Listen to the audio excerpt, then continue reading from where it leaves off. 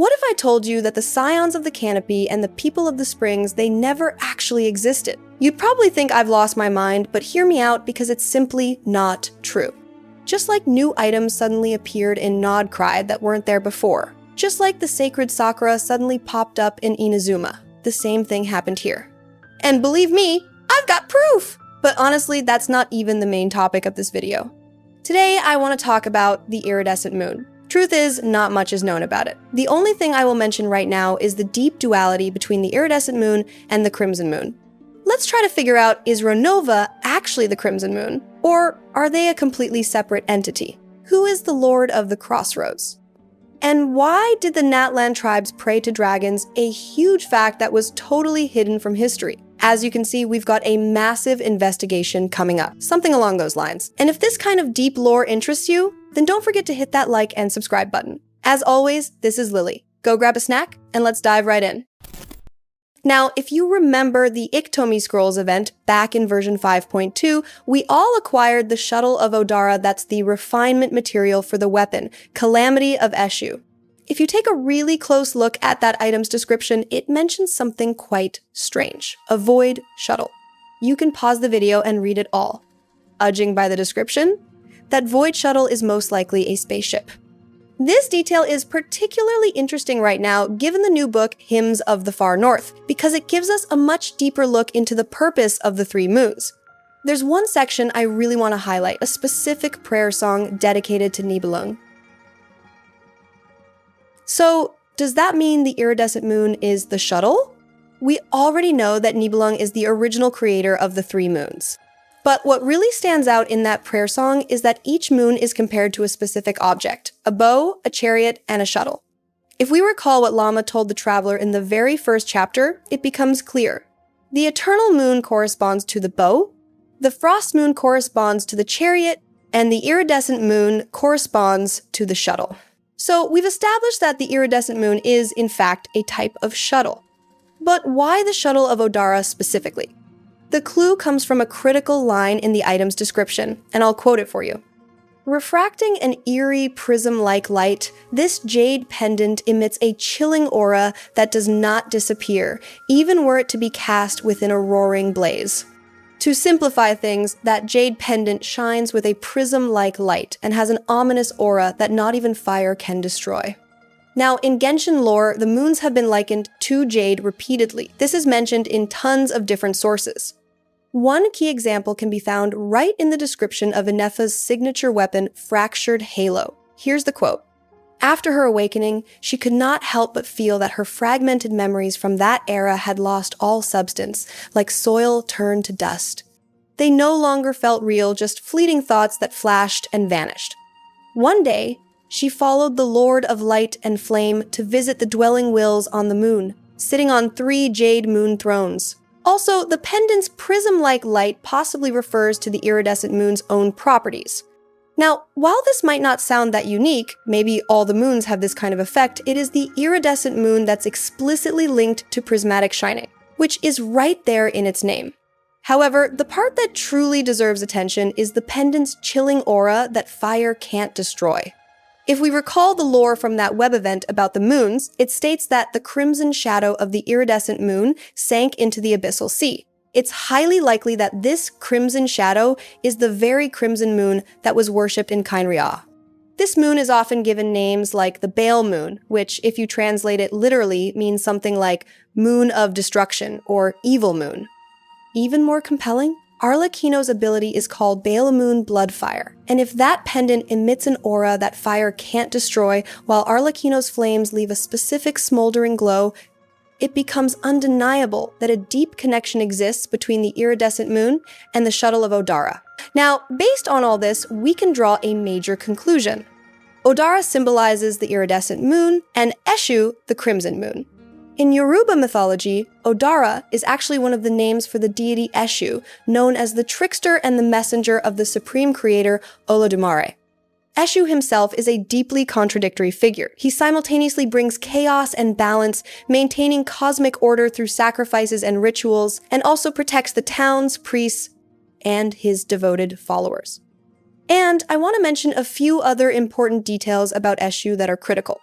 He was often mistakenly identified as the devil, a misunderstanding that arose from the translations made by missionaries in the 19th century.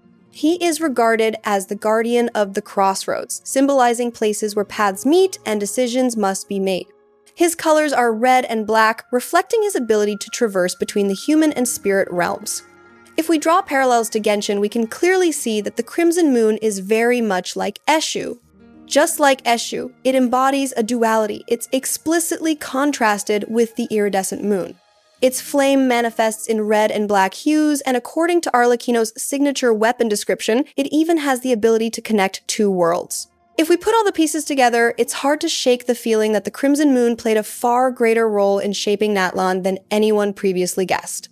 If Eshu is simply another name for this power, then the calamity of Eshu can be understood as the calamity of the Crimson Moon. And when you view it from this angle, the story told in the weapon's description takes on a completely different meaning.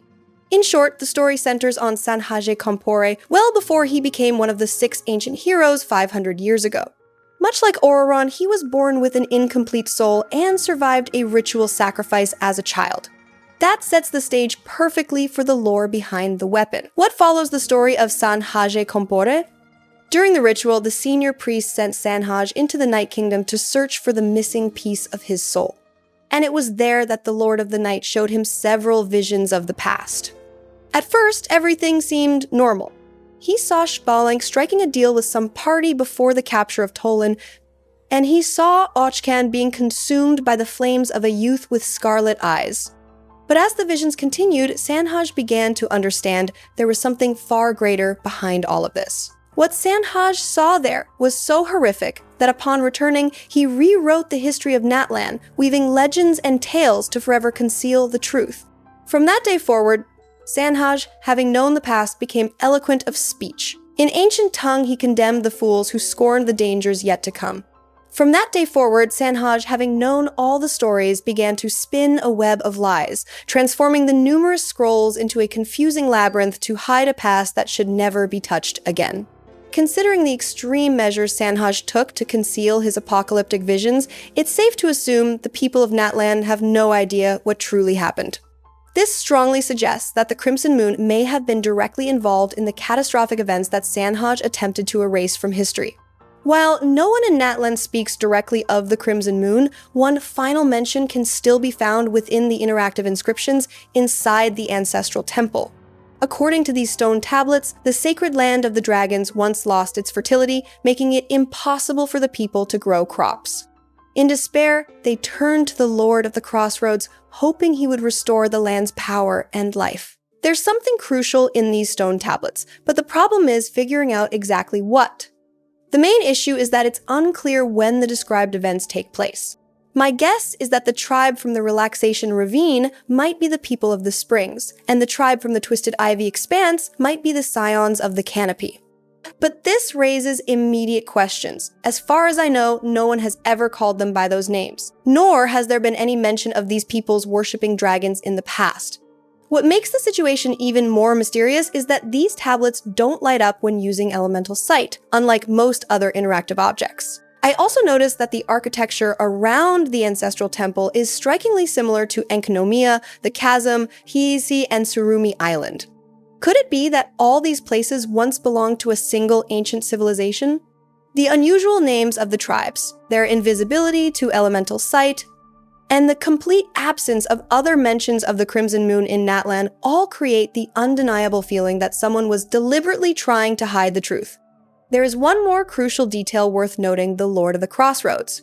I previously mentioned that in Yoruba mythology, Eshu is known as the guardian of the crossroads. Initially, I thought this was just another name for the Lord of the Night, but the more I look at it, the more unlikely that seems. The Lord of the Crossroads comes across as far too sinister a figure in these texts to be her. Furthermore, the text suggests that the sacrifices performed in his honor ultimately attracted the Abyss. Therefore, I believe that the Lord of the Crossroads is in fact the Crimson Moon itself. Coincidentally, the name Lord of the Crossroads appears in other sources as well. One such mention is in Sanhaj's book, Kompore the Cunning. The colors with which he describes the world he created are filled with the shades of moonlit gloom. The story tells of two brothers named Sanhaj and Kompore, though these were likely not their real names. The Lord of the Crossroads, also known as the Mother of Dreams and the Shaman Father, possesses a mushroom wine capable of revealing the fate of anyone who drinks it. Kompore wants to drink this wine to learn the truth about the world, and he persuades his brother to help him trick the Lord. Sanhaj initially agrees, but soon begins to feel consumed by guilt. In the end, Sanhaj receives a dream revealing Kompore's treacherous plan, and the Mother of Dreams forgives him for his sincerity. As a reward for his honesty, she gifts him the mushroom wine, but Kompore kills his brother before he can drink it. This enrages the Lord of the Crossroads, who places a curse upon Kompore. The souls of all those he tricks will forever haunt his memories. Though this curse isn't detailed, it strongly resembles Arlecchino's bloody flame.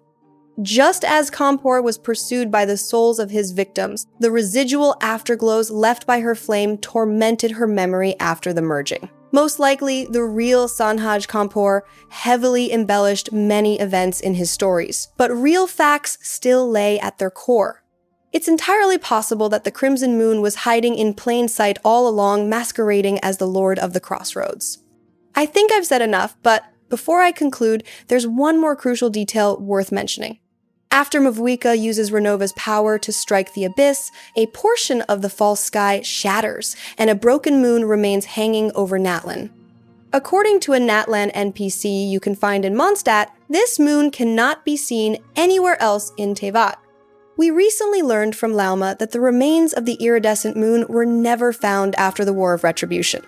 So, perhaps the shattered moon in the Natlan sky is what is left of the Iridescent Moon.